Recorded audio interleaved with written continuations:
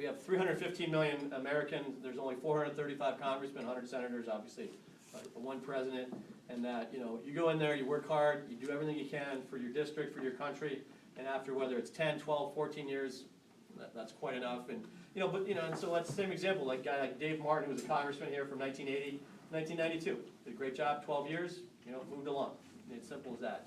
So I see no problem with that. And I deeply believe in your Second Amendment gun rights there too, Jeff. Take care of it. Yeah.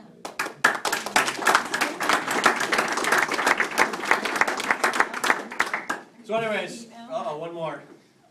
Would you support the One Subject at a Time Act that Yes.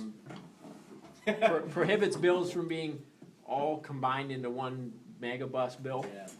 That's a great question, because a lot of times you have these, huge bills, right, where you're voting on 45 different things that have sometimes nothing to do with each other, and be like, I agree, I hate, I can't stand it, I don't really care about that, and next thing you're like, well, how do I shake out on that? So, maybe, I don't know if you could ever, get each specific program where we have, to that level, but certainly where we have just, we're only voting on 10 or 12 bills that concern everything in the federal government, that doesn't make any sense. So I definitely would like to have bills where it's much more up or down. And look, to be fair, this is politics. I mean, sometimes Republicans are as bad as Democrats and vice versa, but we got to have, clean up and down votes so people understand, where people really exist. Mm-hmm. And a perfect example, and this is what you're going to hear me talk about going forward, is, look, my opponent wants to raise taxes.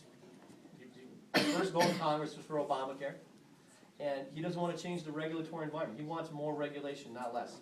He wants to make it harder for you, whether you run a family farm or an insurance agency, to exist. And how do I know that? Well, because we had a clean up and down vote on a thing called the REINS Act. And so this is an acronym, but it basically says, very simply, because right now you hear this a lot of times, congressmen and senators be like, well, I was never against, I was never for that, and that's a terrible regulation, but you know what? That comes out of either the White House or the relevant, government agency.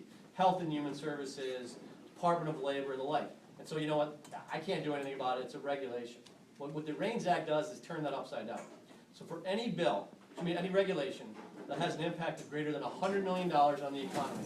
Now, that's a big number, but to be fair, there's 315 million people, so pretty much any regulation that has any impact at all has to come back to Congress for an up or down vote.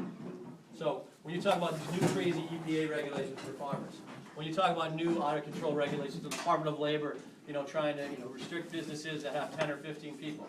So when you're talking about, new regulations under Obamacare for health and human services, right now they can just happen, and there's nothing Congress can do to stop it.